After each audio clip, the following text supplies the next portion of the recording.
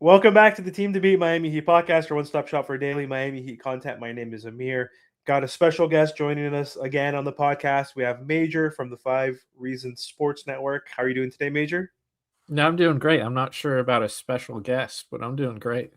Reoccurring guest, let's say There that. you go. A friend of the podcast, right? So For sure. nice to have you back on. The Heat have been struggling mightily since we've last had a conversation. Excuse me, they've lost 5 straight games. They've lost 6 out of the last 7. So I know where you stand, and I know your opinion on why the team has been struggling, but how much of this is shooting variance versus real structural problems with the team? Well, I'll answer that one kind of together. I think both of those are the same. They have 2 shooters on their team, and Tyler Hero is an excellent NBA shooter.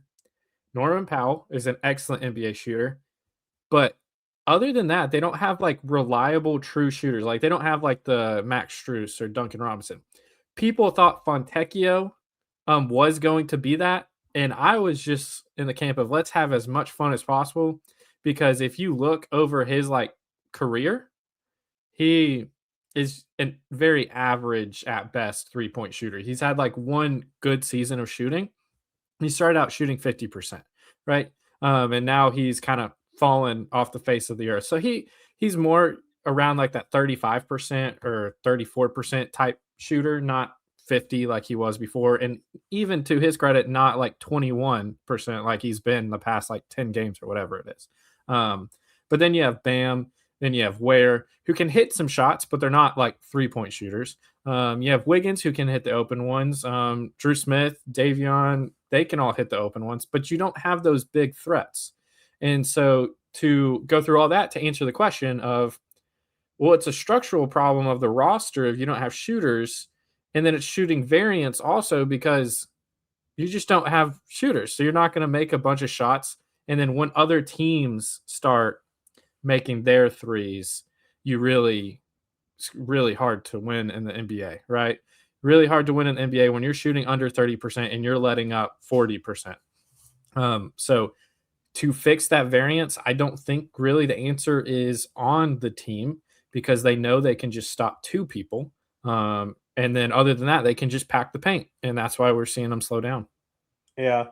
I was wiping my a tear because I was so sad hearing this conversation about how Fontecchio went from 50 Yeah. to 31%. So I was not crying because of that. There was something in my throat. But I agree to a certain degree for sure. The 3-point variance is an issue. I think we do have enough 3-point shooting, but we don't have enough where we're going to be consistent throughout the year. We're going to have weeks where we're shooting well, but then we're going to have stretches where our role players, more specifically, are the ones who are going to be inconsistent. Because if we look at the 3-point uh, Yeah. 3-pointers made across the team and the percentages, like on paper, it seems like it's fine. It just seems like we're having a cold shooting stretch for the past week, but that's not the only issue that we need to get into. Like that's part of it. Like the Yeah. offense is part of it, but there's been defensive lapses and other issues that we can get into. But if we look at my screen real quick, so if we look at the amount of threes that the starters are averaging and making per game, it should be enough to win. Because I remember Eric Reed was saying like during our 6-game win streak, like anytime we hit like 13 threes or more, we typically win. And then in the losing streak, we've been hitting like under 9. Like we've been Yeah. hitting like 4 to 8 3-pointers, right? But if we look at the averages, so Wiggins, not extremely high volume, still a decent amount, 4.7 attempts. Let's round up for the sake of argument. He's making 2 a game at 38%. That's pretty good. Tyler's making 2.5 at 41%. We're looking at Bam, almost 2 a game at 34%. That's good enough for Bam. I want to see it up a little bit more, but still not bad. Yeah. Norm, amazing, 3 at 43%. Davion, 1 at 39%. Then we go to the bench. Kalal's only taking 2 attempts, but he's making 40%. That's 1 right there. 1 from Pella at 34%. That needs to get up a little bit. Fontecchio, his averages are fine, but like you said, he was shooting 50% at the beginning of the season. Now he's shooting like in the low 20s. So the average is around 37. He's making 2 a game. Nico, just Jesus Christ, Nico, like 28%. Like how far has he dropped? But like if we add that up theoretically, their averages per game, 2, 5, 6, 7, 9, 10, 11, 12, 13, 14. They're capable. It's not going to happen every game, obviously, but they're capable across the board. So, like, I don't think that's like the main detriment or Achilles heel to the team. Like, that's part of it, and that's part of the most recent struggles. But rebounding, Spo loving to play small ball, right? Wiggins at the 4. He's not. He didn't start Kalel Ware, for heaven's sake. Was it last game or 2 games ago? He started Fontecchio, which got Heat Twitter really upset.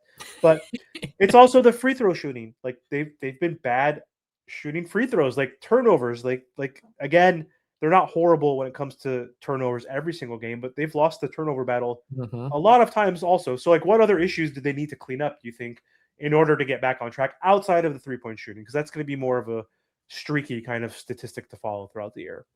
Yeah, to your point, they do have capable shooters, but like you said, there's like not going to be reliable over the course of a year. I think we're seeing that even in those, stats of. I bet a lot of them are heavily toward the start of the year, right? But for your question, I think rebounding is an interesting topic because I don't think they're actually a terrible rebounding team, especially defensive rebounding for most of the game. Now, when they didn't have Bam, their defensive rebounding was awful. But whenever he plays, their defensive rebounding isn't terrible. I think it's good enough. I think there's two big issues. The games where they have a lot of turnovers, they can't overcome that at all. They're just simply not good enough to overcome turnovers. And then their defense is still rates out as being pretty solid and pretty good. 4th offensive rating. I think they're top 5 still. Yeah. But it's those lapses that we've not really seen recently, in recent years. And it's even people like Bam, who has, I think, still been very good on the defensive end this year. There's kind of more times where it's like, hey, did Bam kind of lose focus or something like that? Something that we have never seen. And now, to caveat that, it is more common to see that when you're playing fast and a lot more possessions, there's a lot more chances for that to happen, right? But it's some fundamental things that are big flaws for them that I don't know, once again, if like on the roster they're necessarily going to fix that. So I think one big thing is when people are looking at playing a big lineup, everyone says put Ware out there. I kind of push back on that a little bit, and I know everyone calls me a Ware hater, and I have said I've been really critical of him. But he's better than I thought he would have been. I admit that. But he still has some key flaws that I think a lot of people just overlook because some of the stuff he does or some of the plays that he plays that are great. He still a lot of times is in bad defensive positioning. He still loses focus at times. Even like when he's in good positioning, it's like, what did you do right there? His rebounding, his numbers look good, but it's no coincidence the rebounding stats go down whenever he replaces Bam. Like he is the one getting every rebound. Bam is excellent at making sure the team gets the rebound, if that makes sense. So even sometimes when Kalel has 10 rebounds and you're like, he had 10 rebounds in 18 minutes, it's like the rebounding numbers when he's on the floor still aren't that great for the Heat. And there's something to that, right? It's not an anomaly if it keeps happening game after game after game. Now, he is a young player, and I'm going to say this, and I think this might be their best chance on the roster to fix some of these problems. And some people might be surprised. I think Spo needs to play him more. Not necessarily because I don't know if Ware has earned it, and a lot of that comment alone is going to get people to hate me because everyone likes to focus on the big numbers and what he can do. But I think it's very clear the solution is not with the other players. The solution is not with Fontecchio, right? Jovic, it wasn't with him. Now he lacerated his elbow. Who knows how long he'll be out? It says day to day, but you never know with Miami Heat what that means. He's injury prone too, like Tyler. Yeah, He's and always hurt. And he was playing horrible this year. He played himself out of the rotation. Now I still think he can bounce back. I think he has a lot of talent, and I think sometimes these careers are interesting and weird for young players. So I think he has the talent to bounce back. But I think ultimately the best way to fix this and the best chance to fix this is just play Ware and like hope he figures it out on the fly. he's supposed to sent a lot of messages to him by benching him and calling him out and stuff, and those have worked. But Spo's all about winning, and it's not necessarily because of anything Ware has done he himself that makes my opinion. It's because everyone else has proven it's obviously not them.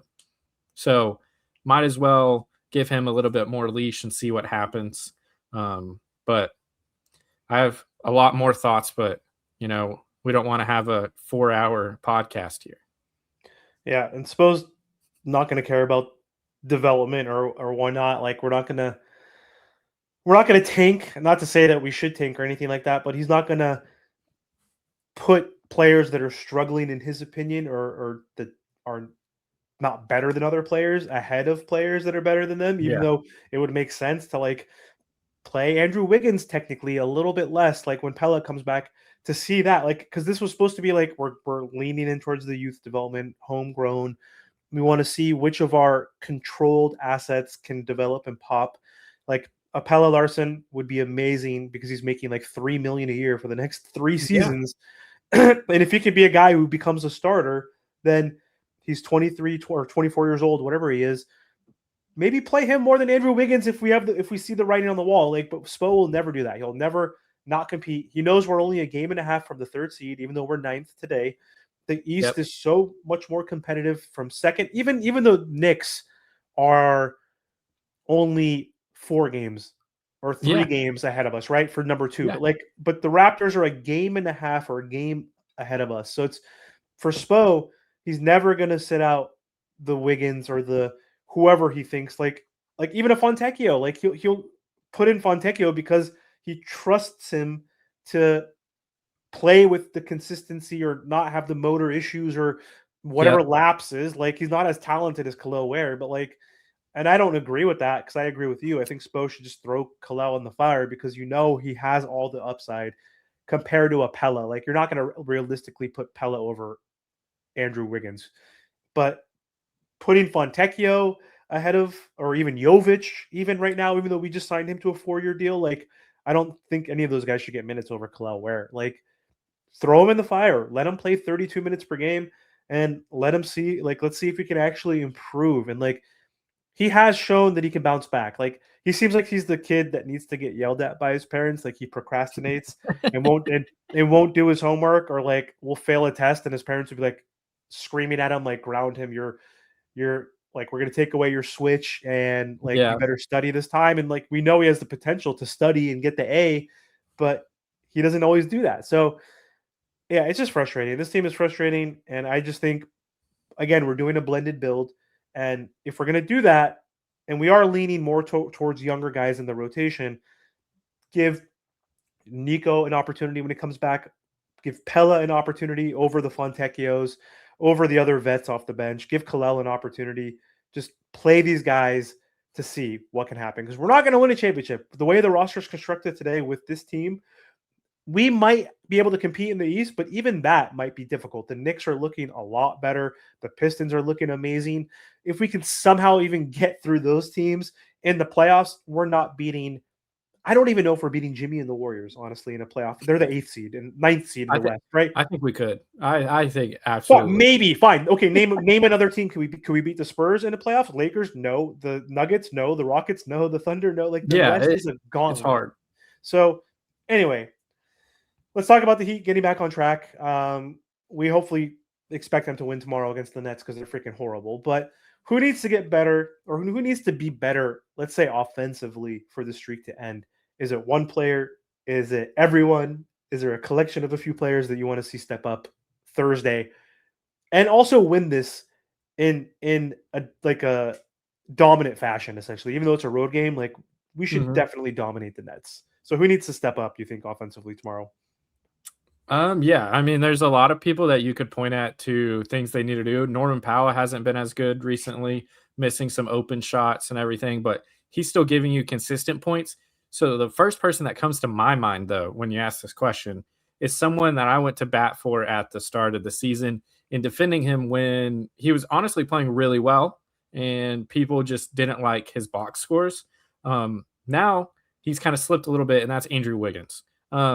His defense has still, in my opinion, been pretty solid. once again, similar to Bam, he's had more minutes where you're like, that's not the Andrew Wiggins we know, that he can play defense like that. But he's still pretty solid on that end. The issue with his offense, though, and that's more so what the question's asking, is he's been taking some ill-advised shots, and that's Andrew Wiggins. First off, like everyone knows, if you followed his career, he's occasionally going to take some shots that you're like, dude, what are you doing? Don't take those. And they were going in at the start of the year, and everyone was like, oh, these are great shots. Those are good shots for Andrew Wiggins. They're still technically bad shots. Just it looks great when you make them, looks horrible when you miss, right? But he's doing that a little bit too much, in my opinion. Sometimes taking those like fast break, hand in your face threes, sometimes settling too much for step back jumpers when I feel like he could drive. His offense has not been super reliable in its production and efficiency. I don't necessarily care about how many points he gets. It's like he can't be shooting 5 of 15 or something like that. He's much better shooting 5 of 8, right? And some people were like, well, then you need to take more shots. Like, we're paying this money, we need more points. No, Andrew Wiggins is best when he's a complementary player. His role should not be the 1, the 2, or even the 3. He should be the 4th option on offense when they're healthy behind Tyler Hero, Norman Powell, and Bam even. He should be that guy that's spot up. He's going to hit those open ones. Sometimes when you need a bucket, he can create a bucket on a mismatch. But he has not done that reliably recently. Sometimes I think also forcing a little bit too many shots. But their whole offense has been interesting. But I think if you get someone like Andrew Wiggins going again in his efficient offense, playing more of his role that he excels at, like he did at the Warriors, then I think that'll really help the other players get in more of their groove. So if I'm trying to identify one specific person, I think it would be Andrew Wiggins overall. But I mean, we talked about it earlier. If Fontecchio could shoot 50% from 3 again, that solves a lot of problems, but I think that's a little unrealistic. Yeah. All right, before we close, so we're 6 weeks away from the trade deadline. Do you think the Miami Heat needs to prioritize shooting or size? Nico is out. We don't know for how long, but he always seems to get banged up. Like, it feels like there's an ankle, a wrist, a finger, or something. Like, I feel like he's like Tyler Hero. There's always something that pops up. So I feel like another injury could occur throughout the season. And also, he's just been getting DMPs and out of the rotation in general. So that's not helping his cause. So even with health doesn't mean he's going to get guaranteed minutes. But we don't have size now because of that. Now we're even smaller, right? Now we're going to have to depend on Fontecchio just because Fontecchio's tall, but he's not. He doesn't play big by any means, right? He plays completely on the perimeter for the most part. So do we need to add to our shooting we discussed? That's a big Achilles heel, or do we need to prioritize size at the trade deadline? Assuming a small move, right? We're not talking about like a superstar like Giannis or anything like that, but like what kind of fringe move could they make, and what do you think they should prioritize? And we'll close there. I think the answer is shooting. I mean, size is a problem. They don't have depth. They required Jovic to be good, not just playable, but good. And he has honestly not been playable a lot of the time. But it's more so shooting, I think, because you can find a way to play small and still be a solid team. I mean, they've had top 5 defenses, top 10 defenses being a tiny team.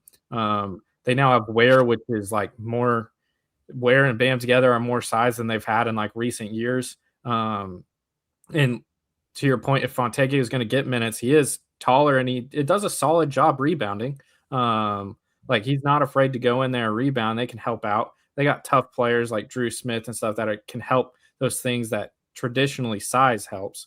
Davion is small, but he's a brick. Like they're not afraid to scrap.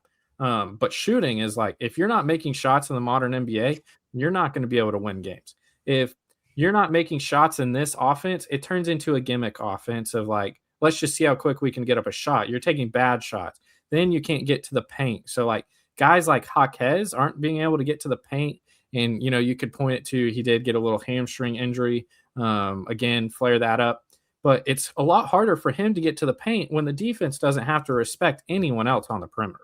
Like, and you are just watching this time and time again. How are teams slowing down the offense? It's not because Tyler Hero came back. Like, that's had an impact, and it has changed the offense a little bit. But the biggest impact is defenses knowing we can just pack the paint and then they can't do anything about it, right? Like they don't have those guys on the perimeter. We don't have Duncan Robinson who's shooting 45% from three on like 9 attempts that he can do, and he's done in the past, stuff like that. Like we don't have that. So if you stop Hero from hitting 10 threes, you stop Norman Powell from hitting 10 threes, like you slow them down, you don't have to worry about anyone else on the perimeter. You'll take that bet of them making enough threes to beat you. And so you'll pack the paint, which the paint is where Bam has in his career scored the most points. The paint wears pretty solid as. Jaime he's been one of the best players in the whole NBA in the paint. Norman Powell's done a solid job at getting into the paint. Tyler Hero has morphed himself into actually a solid finisher. And his floater is one of the best in the NBA. Davion Mitchell can get to the paint. But when you have no one to respect, just stop letting them get in the paint. And you can see how it just plummets everything. Then they can't play as fast, too, because they're just slowing them down by packing it in. It just like ruins their whole offense. And to close this, I'll say their offense was never great. They were scoring a lot of points, but it was because they were playing a lot of possessions. And their offensive rating was always middle of the pack. And so I think it fooled a lot of people into thinking they're a better offensive team. And it made a lot of people ignore some of their flaws on offense.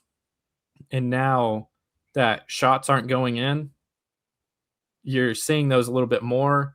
And I think people are looking for excuses to blame it, whether it is a certain player's fault or whether it's not that certain player's fault, versus actually just acknowledging like this team's still flawed and they really got to do something if they want to truly compete.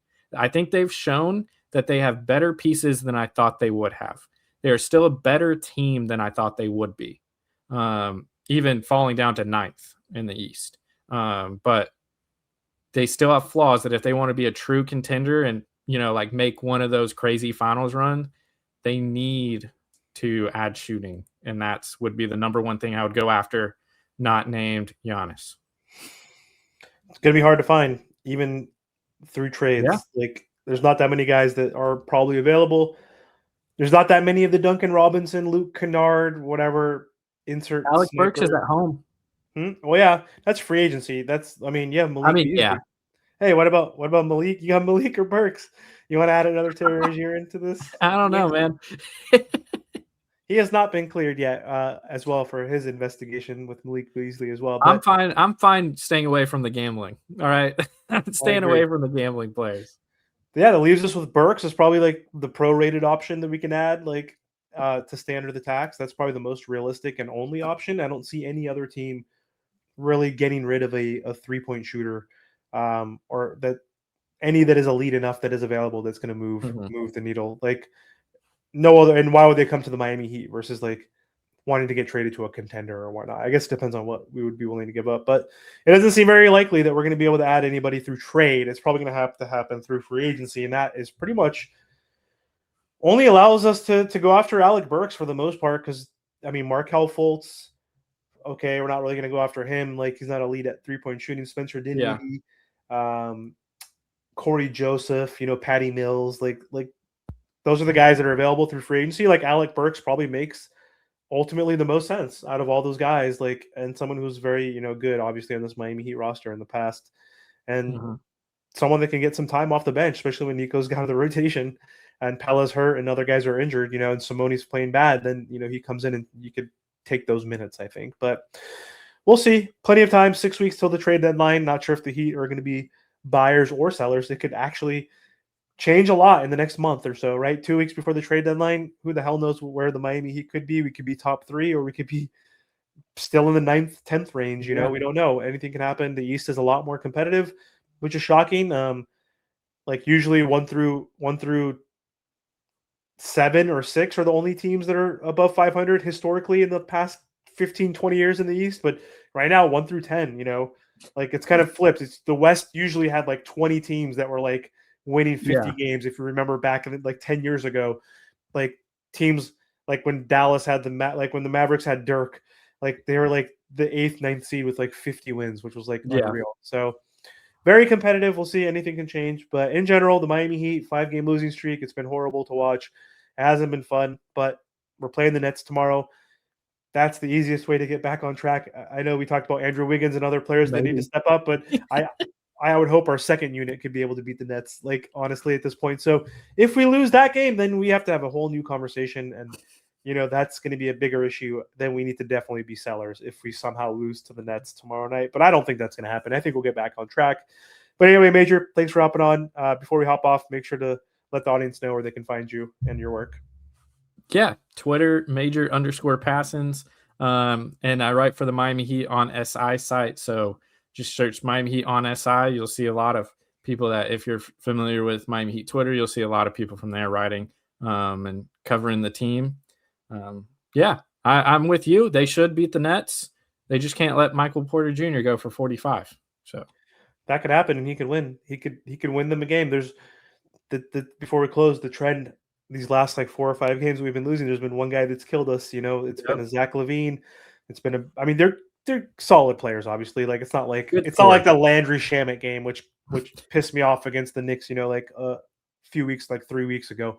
But it's been like the Zach LaVines, the Ingrams, the Desmond Baines. Like at least those guys are all-star caliber type players. it's true. And Michael Porter Jr. basically reminds me of when Mikal Bridges went to the Nets a few seasons ago. He went from a third, fourth option on the Phoenix Suns, Mikal Bridges, to the Nets to become the number one guy. All of a sudden, he went from shooting 12 shots a game to like 20 shots a game. And if you're a good enough player, then your stats skyrocket on a crappy team. He averaged like 26 points per game. Mikal Bridges became an all-star. I didn't even know Michael Porter Jr. was playing this good because I don't watch the Nets. We haven't played the Nets yet this year, right? So who gives a shit about the Nets as a Heat fan? Good.